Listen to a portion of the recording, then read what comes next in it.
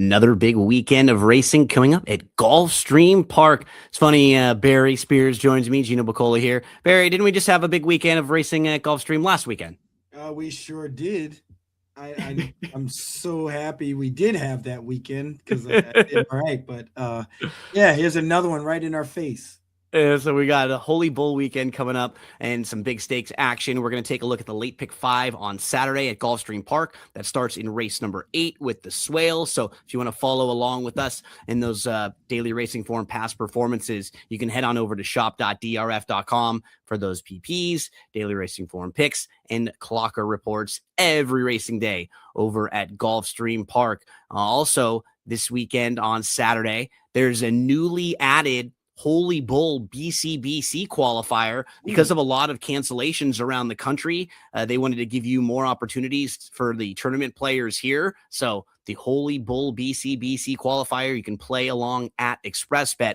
Check that out. Also, don't forget, we'll let you know about the Coast to Coast Pick 5 and the Sunset 6. Play the popular Coast to Coast Pick 5 and the new Sunset Pick 6, featuring the last 3 races from Gulfstream Park and Santa Anita Park. A $1 minimum. retail only wager. Coast to Coast Pick 5 and Sunset Pick 6 every Friday through Sunday. Taking a look at that thing a few times over the last couple of weeks, but this week we'll be focusing just on the late pick 5 over at Gulfstream Park. So plenty of action to be had this weekend, plenty of different places where you can get involved in wagers. Perry, are you ready to jump in to the Saturday late pick 5? Absolutely. Let's do this. We're going to start in the Swale, race number 8 at Gulfstream on Saturday. So this one is a 7 furlong sprint.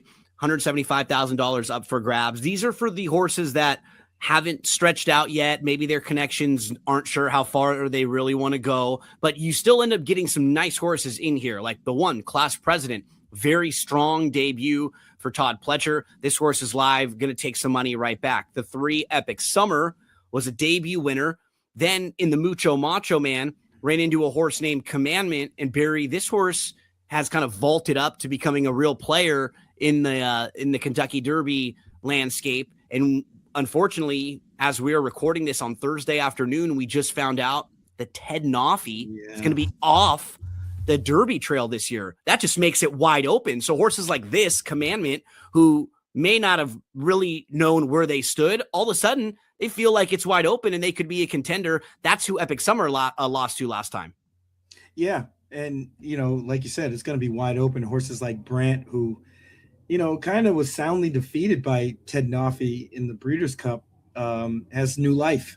Yep. I think they're probably vaulted up to the head of the class. There's some other horses that haven't run yet this year that we'll probably be anticipating. But this is a nice little race to get things started off, kind of on the Derby trail. I know a lot. It seems like a lot of trainers avoid this race because it seems like the ones that end up here don't really push on.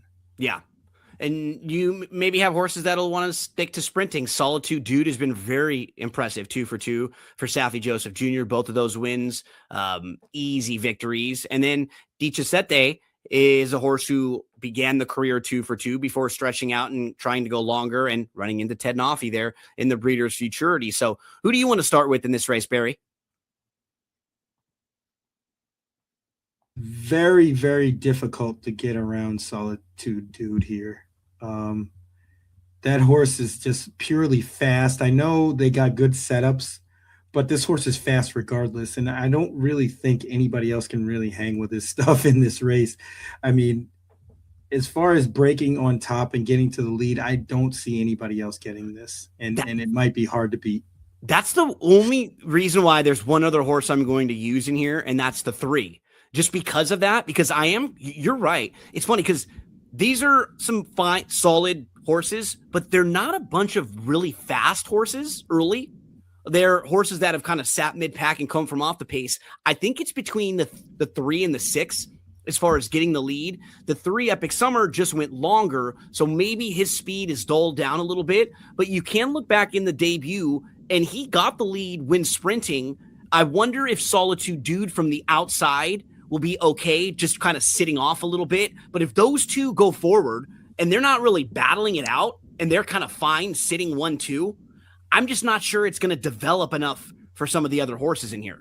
Yeah, I think they're probably going to take a little bit more patient approach, and I think you're right. Solitude Dude might sit off of the 3 a little bit here, as long as that horse is clear. I don't think sitting off is going to be a problem. They're not going to be like passing 4 horses in this race. It's just going to be those 2 up top. And what I like about Solitude Dude is he showed us in his last start that he can do that. That was nice. There was a horse that wanted to go. He sat off, had no problem, and just kind of waited patiently and then moved to the lead when he decided to. So I think that was it was like a nice stepping stone for him to show that he can sit off if need be. He's drawn well to the outside here. I mean, the 5's got some ability. This sort of feels like getting another one like off the bench, seeing kind of where they stack up, and then kind of picking their spot from here. I'm going to take a wait and see approach a little more on the 5. And seems like with more distance, the 5 might be a little bit better. Yeah, I think so too. I could see this being like a good second or third, and then use this as the race to get a little under you and then stretch back out. The 1 was the other like obvious logical horse, but down on the inside might be a little tricky here. But the debut was very good for Class President. Kind of sat nice behind the leaders. He's got a really perfect trip. Not sure he'll get that kind of perfect trip again. Yeah, I mean, it's possible because of the fact that there could be a speed duel between the 3 and the 6. It's not as likely, but it's definitely possible. So I wouldn't totally rule out Class President. The 1 Class President. There's a work on January the 9th you can see with the horse named Courting, who was 4th in the Remsen. You can check out some of these works on first.tv. So I give the 3 a little more endorsement, but I very much agree with Barry that the 6 is the horse to beat. Solitude Dude in here, drawn very well. It just was a tougher race for me to, there's not really big prices in here, but I couldn't really make too much of a case for some of the longer shots. Talked a little bit about the 1 who is very logical as well, and the 5. Dichisete may need this start for better later.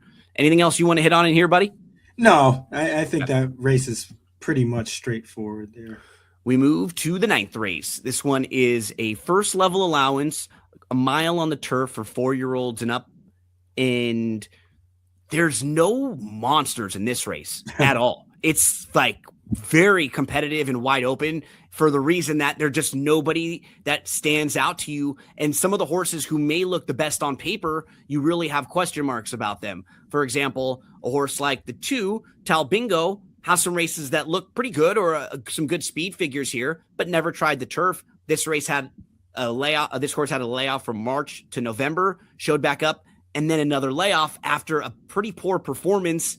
The only time at a level kind of like this. So we don't really know a whole lot about him. He's kind of a wild card. You've got the 4 who I think looks pretty solid on paper and feels pretty solid. I think one of the more solid horses that you can feel good about that will give you a pretty good run for your money at this level. The blinkers come on. The 5 has run some good races on the dirt, never tried the turf. So that'll be a total wild card first time on the grass. You have the 7 last a bit longer. Another one who looks pretty solid, but we haven't seen this guy since August.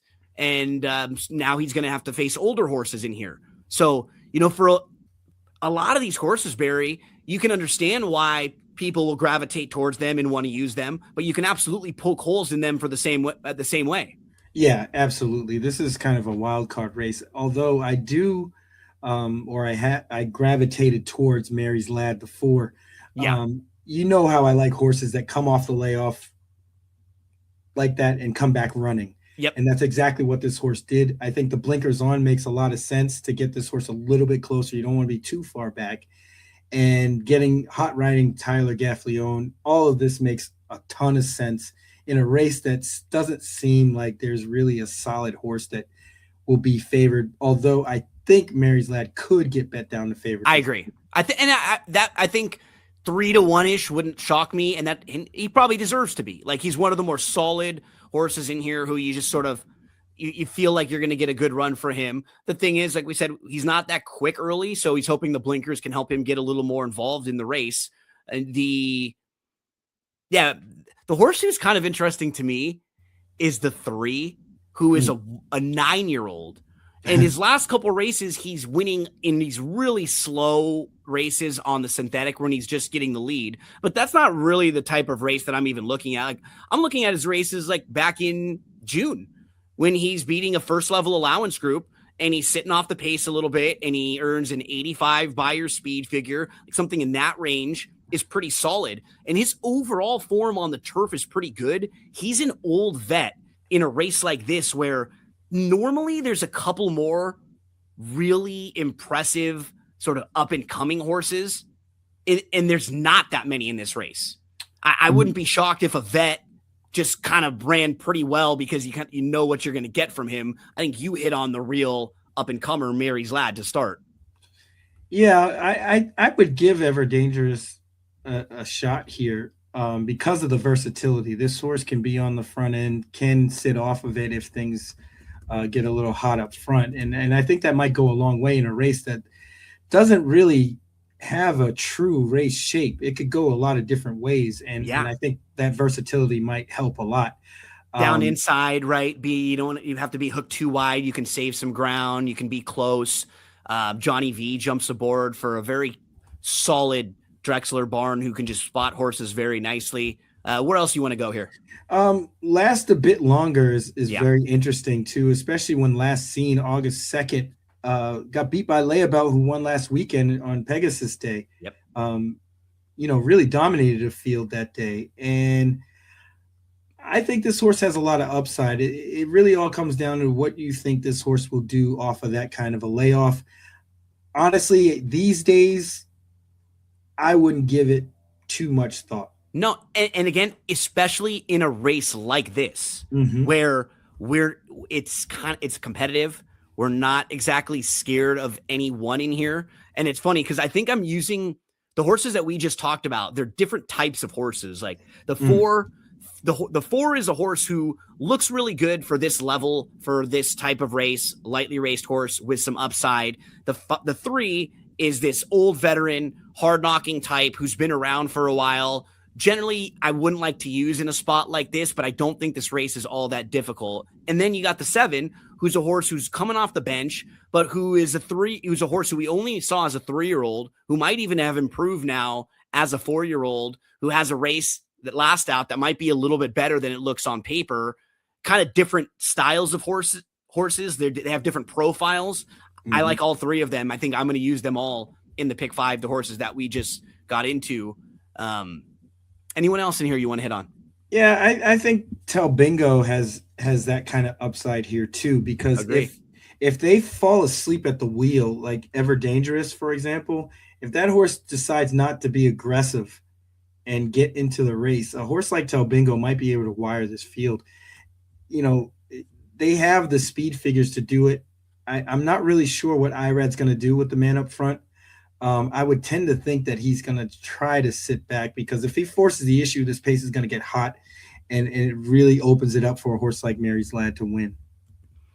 Talbingo is another player in here. The 5's the wild card who's never tried the turf. This is multiverse, and his races are good on dirt, right? They're good. And he's faced some nice horses there. You see Tapan Street, you see Patch Adams, you see BU races where he just wasn't quite as fast early as the horses who beat him. They just got the jump on him. But can he transfer that over to the grass? We'll see. Nothing it jumps out at you. The Dam never tried turf, the Lone Sib 0 for 1. I mean, ever since he broke his maiden, those are 5 good races in a row. He just hasn't won. How concerning. How short are you willing to take on him first time on the turf? Right, that's the question, because he's going to be a pretty short price in here. Yeah, and I hope he is, because I don't like him at all. He likes to finish second and third an awful lot. Not saying that he can't win, because he's certainly talented enough. I mean, you see the company lines he's been running with, and he's never been really disgraced, honestly. But this is a tough ask at a shorter kind of price. The more I look at it, I think the morning lines probably should be flipped, where the 4 should be 3 to 1 and the 5 4 to 1 or higher, because I think that's where it's going to end up.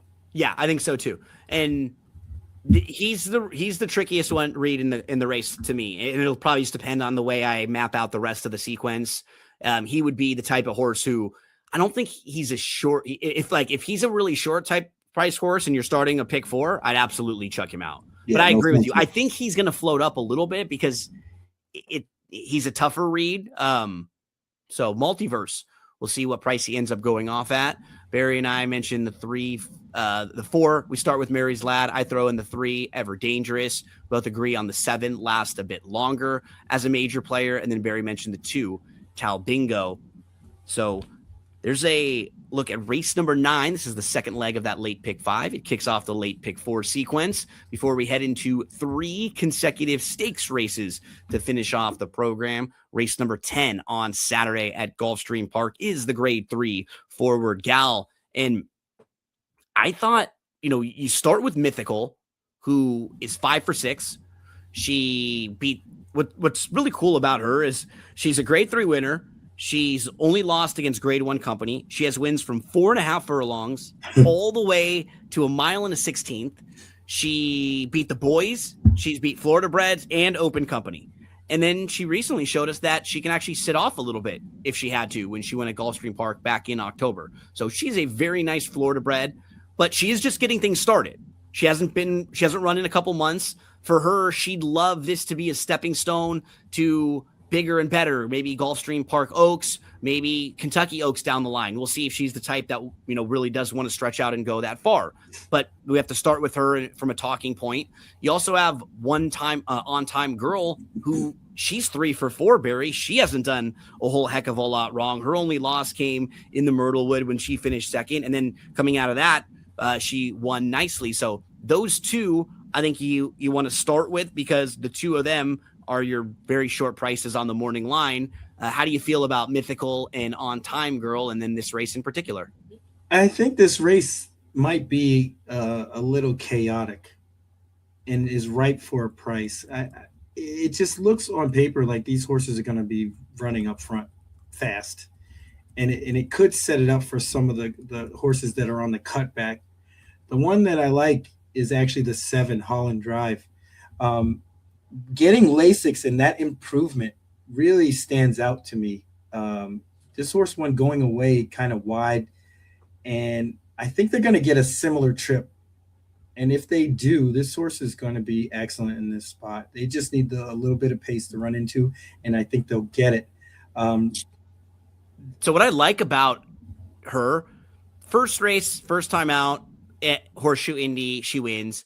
You don't really know how good she is, right? When she wins easily like that. And then they go to the Smart Halo. And that race, she has a slow start and it's on a muddy track. You can put a line right through it. Then she comes back at Gulfstream Park trying to get a feel for how good she is. Where does she fit with this group, with the group like this? Or, where does she stack up with these type horses? And she won really well in a nice race. And I mean, when you look at her pedigree, Barry, this horse is a half sibling to Hot Rod Charlie, who was solid, really, just didn't win. really good. And he still won the Louisiana Derby. He was the runner-up in the Breeders' Cup Juvenile. He was 3rd in the Derby, ended up getting 2nd purse money, 2nd in the Belmont. He won and got DQ'd in the Haskell in that kind of bad DQ. Yeah, finally a good one in the Pennsylvania Derby where he put it all together. Even in the Breeders' Cup Classic, he ran really well to finish 4th. And then he goes on 2nd in the Dubai World Cup. Really nice horse. And Mitoli, who is a Breeders' Cup Sprint winner. This is a solid pedigree here. Absolutely. Balstry is another multiple winner. Lucky Dime was not a bad horse at all. And then you have Holland Drive. So this is a horse who has the potential to be a very good horse, kind of a little flying under the radar here, Barry. I completely agree with you. I had this horse as my top pick because I knew the horse was going to be a better price than the others. And right. And that really makes the difference, honestly. Absolutely. That's what it does, because looking at the way the race could shape up, Music Burrs from the inside, she may be stuck a little bit and forced to have to go a little bit more than she wants to. That might make things quick. Tessellate has shown that she wants to be right there close sitting. She's going to be forward. The 3 Cicane's also going to be forward. Mythical doesn't want to be too far out of it. Sneaky Good seems a little versatile. She came from off the pace last time out. On Time Girl wants to be right there and then sitting off you. Like she will break, let you go, and then she will sit right to your outside and press you. And she wants that trip. She doesn't want to be too far out of it. And Imperatrice to the outside. This is one of those races that you talk about where she may be like the real true closer in this race, where you have a couple others that could sit, but she may be the lone real closer here. Right. Yeah, that's kind of how I saw it. I thought she was the finisher. I have the idea though that the 3 Cicane is probably not going to try to force the issue here on the cutback. Yeah, and may sit a really good trip just right off the speed. I mean, they're sitting in between Tessellate, who's super fast, who's a stablemate, and Mythical, who is, I would say, probably most likely going to try to be forwardly placed. Because I don't think they want to let Tessellate just kind of roam up to the front and take off. And On Time Girl is probably going to be there too. So I want to think that they're going to try to just sit a little bit off, and they might try to get the same trip that the 7 is going to want to get. Barry with some endorsement for Cicane here, another price player. I was pretty impressed with On Time Girl's races, so I'm okay with On Time Girl, and I do like the fact that she's drawn towards the outside, which I think could help her trying to get that type of trip that she's wanted and got in a lot of her starts. But 7 is where we both kind of started and agreed with.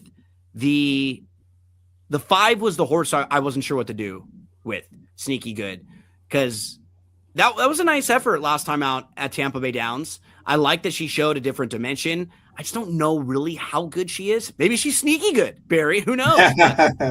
Well, that's the idea. I know, yeah. And Brad Cox, he wins with horses like this quite a bit.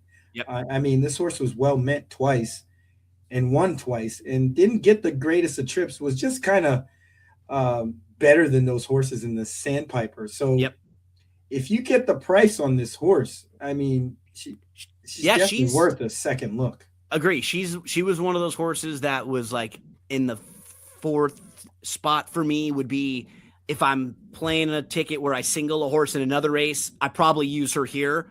So I think, and with horses like that, price determines them for me. So if she is in this like 6-1 or above range, yeah, she's probably a horse I'm going to get in the mix somewhere, because if she wins and then my other really strong opinions around this race win, I want to make sure I have a little something, because I did respect both of her races, and she's shown that she can sit off a little bit. She could get a good trip in here if she gets the same sort of setup like December 6th, and she's a little slow out of the gate and just takes back, and they go fast early. Sneaky Good, 8-1 on the morning line. Very difficult race to handicap because there's no one in Everybody here. Looks good. Nobody looks bad. That's the thing. There's no one that you just look at and go, okay, no shot. I mean, we started with Holland Drive, who's 15-1, and then you went to the 3 Cicane, who's 12-1. So right off the bat, we went to the 2 longest shots in the field to talk about them as horses that we like. So not the easiest forward gal. We'll see who takes the next step forward, and is it going to be at Gulfstream Park? Or maybe they go over to Keeneland sometimes. You'll see horses do that. We'll see horses head around all over fairgrounds sometimes. Different preps. Oaklawn Park, they canceled their racing this weekend, so there will be a lot of eyes on Gulfstream as we head to race 11, Barry. This one is the Sweetest Chant. Mile and 16th on the turf course here. Presented by Daily Racing Form. How about that? The Daily Racing Form. Sweetest Chant. Boom, boom, boom, boom. So take a look at this field. Barry, we have to start the 8. Sister Troyenne. She is so sharp right now. She's won 4 in a row. She continues to just step up. As soon as they stretched her out in her second start going long, all 4 wins, 3 of them on the grass, 1 on the synthetic. in last time, there was a race where there was no speed. So she sat closer than she's ever sat, right off the lead, moved to the lead early. Mario gets along really well with her. I think you have to start there. There is not that much early speed in this race, though, from just a talking point. Again, like her last race on January the 3rd, couple that might be able to show some speed would be the 5 day-to-day who did on the synthetic, but we're not talking about a speedball. She just got the lead in slow fractions. Bert's Naughty Girl showed some speed earlier in her career. Not sure how fast she is. I think it would be maybe the 10 or 11 that are showing some speed in here. Aggressive Lime, who's been pretty close. The thing about Spirit Doll, and I'm going to try to look a little more as we're recording this, Barry, still, because she has not worked since December the 27th. So that's a month now where she has not worked, because she was supposed to initially run in the race against Sister Troyan in the Ginger Brew. And she looked like she was going to be a player. It was those two that were your top 2 betting choices. Spirit Doll would probably be showing some speed if in this race. We were joking on the preview with David Aragona, like Safi did such a great job with Skippy and with White Barrio. He's trying to one-up himself now, like getting a horse to win without even having to work in the last month at all, period. But not sure here with Spirit Doll. What do you want to talk to start talking about this one? You know, I have the idea that the other Lynch might be live here, the 6 Storm's Wake. Yes. Again, another horse that came off the bench running and might end up getting a way better trip than they got the last time. And they may have needed that race.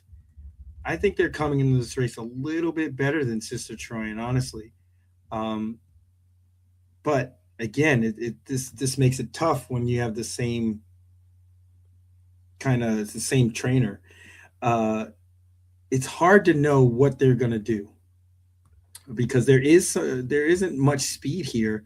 You get a speed rider in Luis Saez. I can see a situation where this horse gets, an easy lead here, and that might be trouble for everybody else, including the stablemate. But again, it just all depends. This is a tough race to figure, because I'm really not too enthused with Sister Troyan. Her races are fine, but our speed figures don't tower over these horses, and there's a potential where others could actually step up and run better off the layoff into their 3-year-old year than they did as a 2-year-old. So in the article I'm reading that just came out a few minutes ago, and it's from David Grenning previewing some of the races on Saturday at Gulfstream Park. We've got trainer Sappy Joseph Jr. said day-to-day got sick after that race, forced her to miss the Ginger Brew. She's back now. Joseph also entered Spirit Doll, but said she's likely to scratch. So there we go on Spirit Doll. Info. Yep. And Storm's Wake, completely agree with you. I remember I previewed this race, the Ginger Brew with David on the DRF YouTube. And this horse was really tricky to me. And I think I ended up making her my top pick just based on the value, because if you're just, like you were pointing out with speed figures, if you're just looking at this race on speed figures, like if you took Sister Troyan out of the race, Storm's Wake has the best on the turf. And even with Sister Troyan in the race, it's not like she towers over them. She has one of them that's in the 80s, and the others are, high 70s. Around the same, yeah. Yeah, same sort of thing. In Storm's Wake, that debut was really good. Comes back in her second start, she beats the boys. And then the third start, it was one of those where it was so bad that there was no excuse, that something had to have gone wrong. Like something had to have been there was a reason why, that something had to have happened. You can kind of say that. There's no way that was that bad. And he said, you kind of same sort of thing, got sick, got shuffled. There was an excuse. She bounced back last time perfectly. That's exactly what you wanted. Going into the Ginger Brew, you didn't know what you were going to get from her coming off of the October 25th race. Now, when you look at her overall body of work, you've got 4 races. 3 of them were good. Last time she lost a little position. She came running late. She was not that far behind Sister Troyan, and she should offer you way more value. Yeah, I'm totally on board with that. Those are the kind of horses I like to play a lot. You feel like Lynch wouldn't put her in here also Right. if he Why thought she wouldn't he? was like overmatched by Sister Troyan. He knows these horses. He has them in the morning. If one was way better than the other, they wouldn't both be in here. Yeah, that's the same line of thought I have. Where else you want to go? I kind of think the 10 also. Yeah. You know, Brad Cox is really good off these kind of a layoff, this kind of a layoff. And this horse should be well placed as well, especially with Irad aboard. He's going to get aggressive. He's going to be up close. I don't think he will really want the lead. But again, I think even the outside post really doesn't bother me much because there isn't a whole hell of a lot of speed here. No. So you won't be hooked that wide. I don't think he's going to be wide at all. He might be too wide. Just sitting right off. Or in front. If wanting to go. Just depends. I completely agree with you. Her debut race, she's at Kentucky. She wins that race basically on the lead. And the race has already come back live. Backgammon comes out of that race to win. She beats another horse who comes back to win. So they think enough of her out of that. They go in the Jessamine. And in the Jessamine, she just has one of those brutal, no chance trips. She's off slow. She didn't like it down on the inside. She was seventh, 4 off. She's able to get to the outside. Then she's 3 wide. She's in between horses. Then again, she's kind of in between horses. It just did not work out well for her. And it was a very strong field, and she was still only beat by 2 lengths there. And if you go through the horses in that race, Imagination, the lady, came back. She ran 4th in the Breeders' Cup Juvenile Fillies Turf. She ran a really good race that day. And the top 3 finishers, so Infinite Sky and Time to Dream, they all came back and ran in the Breeders' Cup. So they were all 3. This is a solid group where she had legitimate trouble. Out of that race, she comes back. She sits the kind of trip we're talking about if she doesn't get the lead, where she can just kind of stalk from the outside and then move to the front whenever she wants.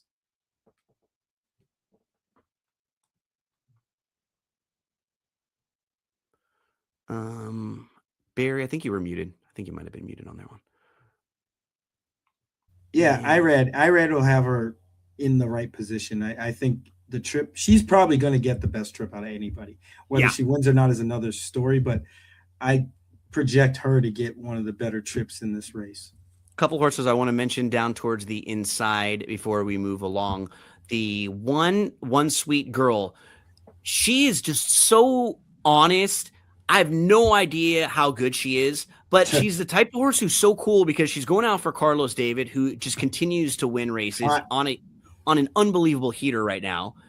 And her first 2 races, it's like, okay, she wins a maiden 25. She wins a low level, like optional claiming race, starter allowance. That last race, that was okay. How good is she? Right? Let's give her a shot against the first level allowance group. Let's see where she stacks up. That's the same backgammon horse who I was pointing out with the 10, Aggressive Lime. So, that's a nice horse who she steps up and beats. Now, this is a way tougher group. She doesn't have very much early speed. I just wanted to mention, because that was a cool race for her to show, you know what? I'm actually a pretty solid horse. I'm going to step up and face Stakes Company. Really, the 2 and the 3 are the horses who I think might be playable if you're, going to include some other prices. The 3 Brat Pack, Motion does this a lot too with these horses. They start at Laurel or somewhere. She lost to Coach Missoula. Did you see Missoula getting crazy yesterday? Oh, Missoula, was that Cassell was holding him back, and he just threw Sam Cassell off him like, get off me, and he was going crazy. But that was funny. Missoula was on the lead too. She won gate to wire, so Brat Pack came closing in that race, and then she breaks her maiden in her second start. She's kind of an interesting price. And then Walsh has a nice one with Surprise Ending. Never easy to win first time out of the box. She closed from 10 lengths out at 18-1. Any of these longer prices down towards the inside interesting to you?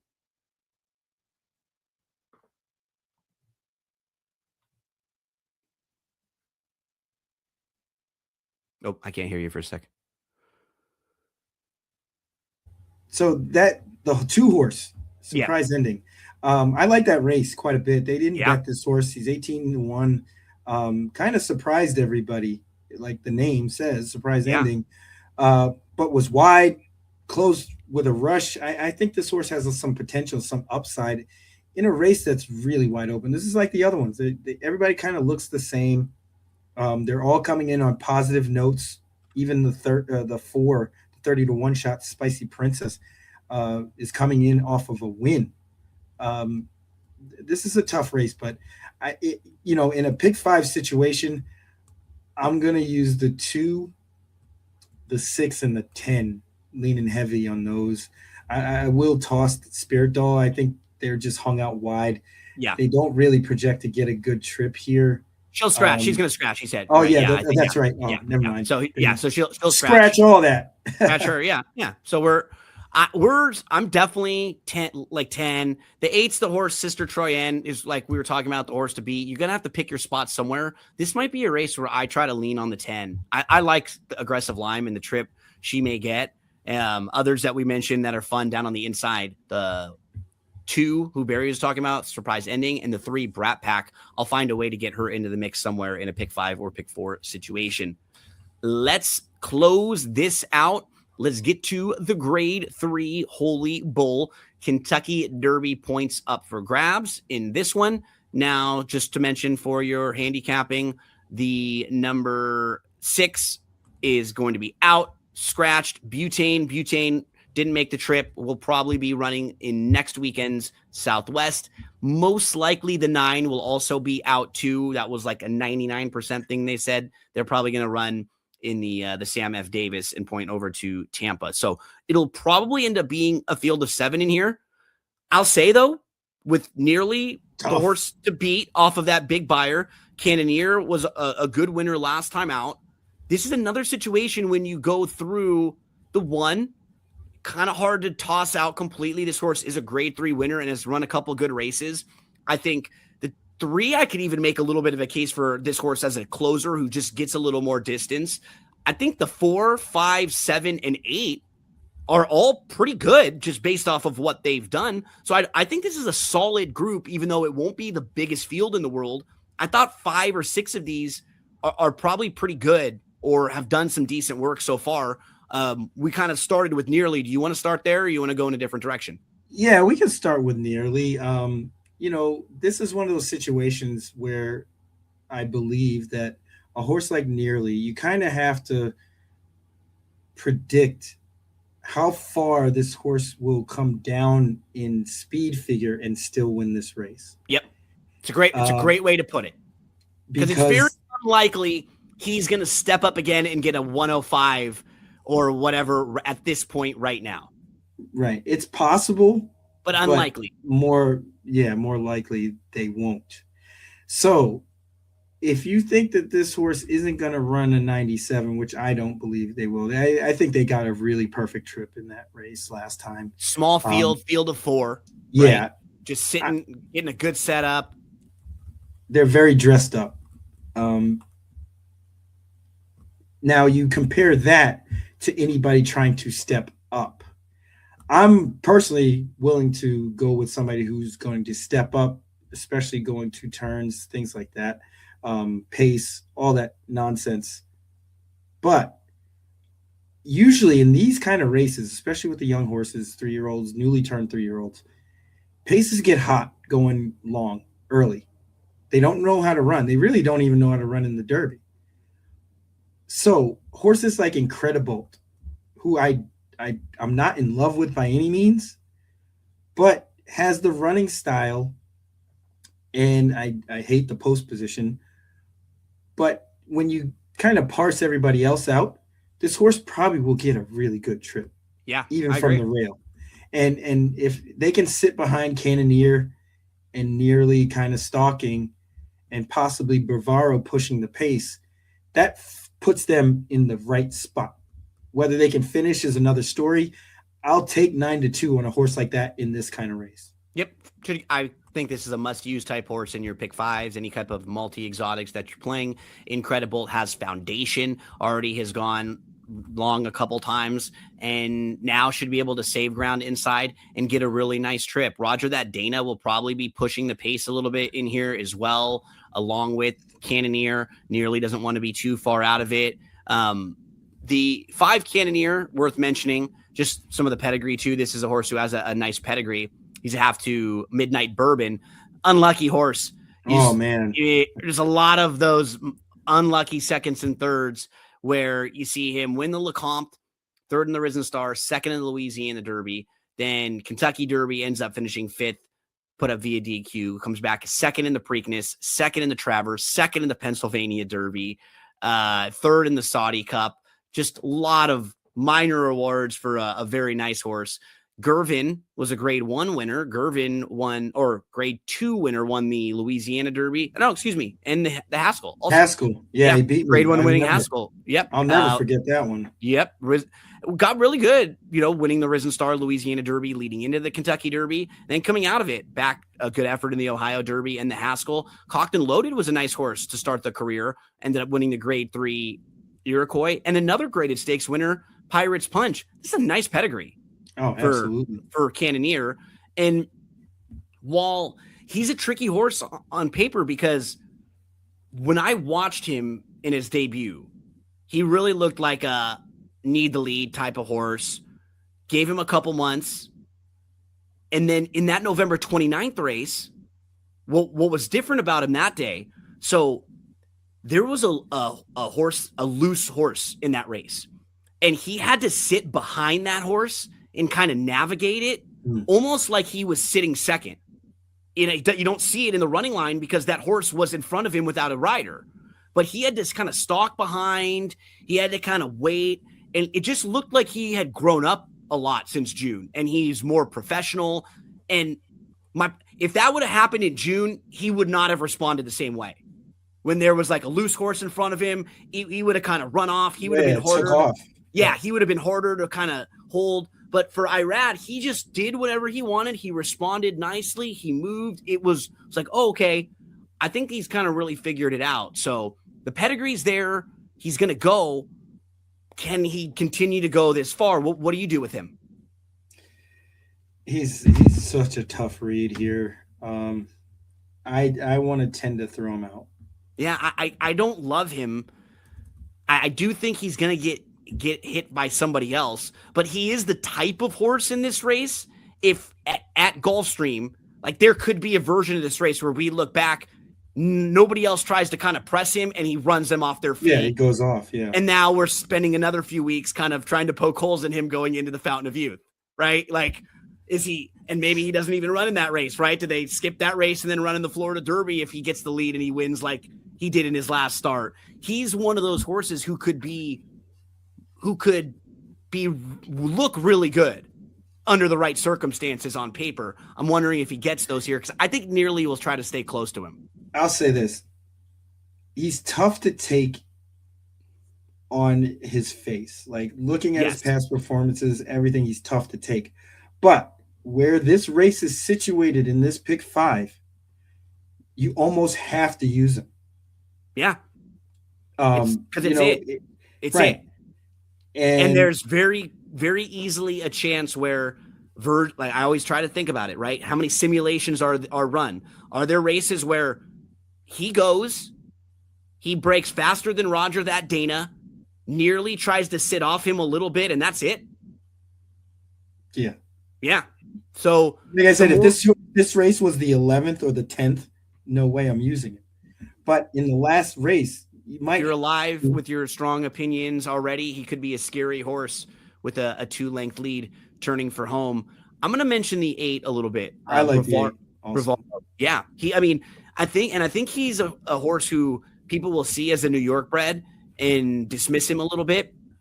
And I think his races are good. If you look at the New York bred races that he exits, he beat in the debut the same couple horses that he faced again, 4th and 1 and Max Money, and you can see them. So 4th and 1 is a horse who comes back, breaks the maiden, wins by 7.5. It's a good effort and earns a 76 buyer speed figure. Time to Roll comes back, breaks the maiden, earns a 79 buyer speed figure. So if those horses both ran faster than they ran in their previous race, that tells me maybe Bravaro's speed figure is a little faster than what it showed on paper.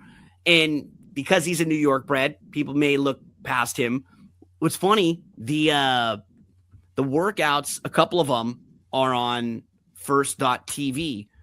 On January the 9th, he was working, setting the pace 2 lengths ahead of a horse that he was being used for the target. But he was waiting on that horse, and he was always traveling well. Do you know a horse named Skippy Longstocking? No, I had never heard of it. Yeah, so he's been, I think just that alone, just the fact that they had him working with Skippy Longstocking shows you what they think of this horse. Yeah, he's super talented, can hang with the best of them, obviously. They wouldn't put a horse in the morning like that to get trounced and disgraced by a classy older horse, right? They know this horse is good, and they were kind of trying to teach him some things too in that workout. Then on January the 16th, he worked with Solitude Dude, who we just talked about, who's going to be the favorite in the Swale, and who Solitude Dude was on. Bravaro was on the outside, was always going well. I thought Bravaro was a little bit better there. So he's a good workhorse too. And he could sit a really nice trip in here. Maybe he's not that far out of it. Maybe he's like 3rd or 4th. And if somebody's pushing Cannoneer, he could be a horse that gets a kind of a nice setup in here. Yeah, he wants the incredible trip. And he probably might be more apt to get it because of the fact that he's on the outside.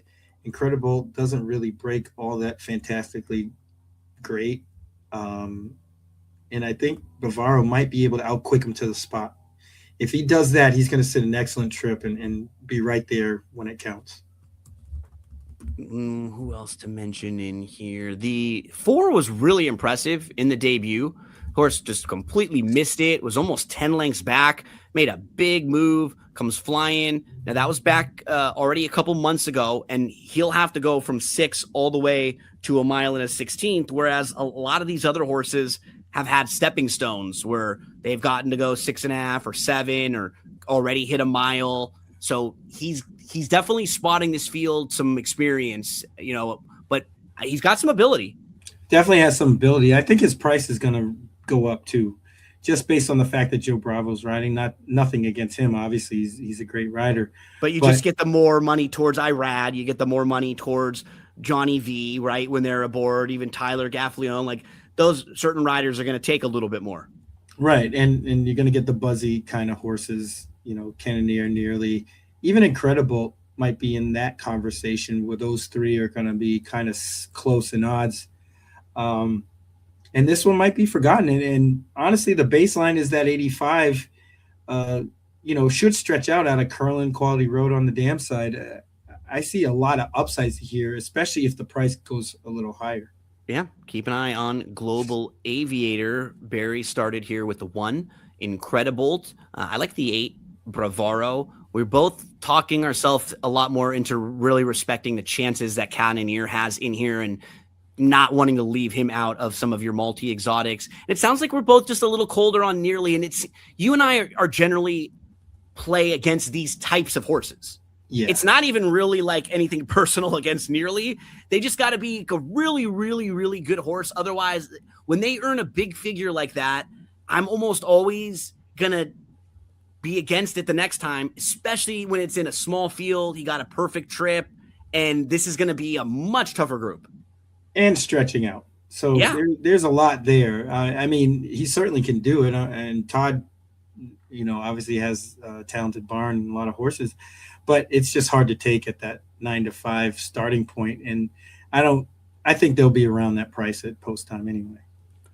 That is a look at the Gulfstream Park late pick 5 for Saturday, January the 31st. Time is flying as we're finishing up the month. Don't forget, You can play along in that BC qualifier, newly edition, over at expressbet.com. Check that one out. Also, head on over to shop.drf.com. Anytime you're playing the races at Gulfstream Park, DRF picks, PPs, clock reports every racing day. Barry, my friend, were you doing any horse racing happy hour or anything else this week? Yeah, we did SoCal Saturday. We taped it today. Should be out soon if not out already. So we went over that Santa Anita card. The late pick 5 there is pretty decent too. So I gather this Sunset 6 is going to really be a good bet. Same thing with the Coast to Coast pick 5. I love that bet. I play it every week. So you better get on board or I'm going to take all the money. Take a look at those. I'm going to be joining the HHH Racing podcast to preview the Coast to Coast for this week. So, yep, that I agree with. It's a great wager. The Sunset 6, that one's a tricky one too. We love all those player-friendly wagers from our friends at First Racing. Barry, always a pleasure, my friend. Good luck to all of you this weekend. Thanks for hanging out with us here. Make sure to get involved in these great racing wagers at Santa Anita, at Gulfstream Park. We took a look at this late pick 5 for you at Gulfstream Park.